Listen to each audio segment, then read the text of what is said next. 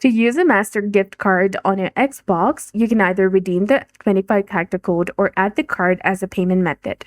First, you can go ahead and redeem the 25 character code, which is recommended. This method adds the card's value to your Microsoft account balance, and you can then use this balance to buy games or subscriptions. So on your Xbox console, press the Xbox button to open the guide.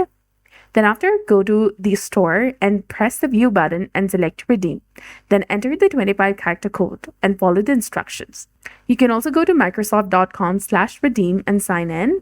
Then enter the 25 character code and redeem it. Or you can add this as a payment method. Use this method to use the card directly for a purchase instead of adding the balance to your Microsoft account.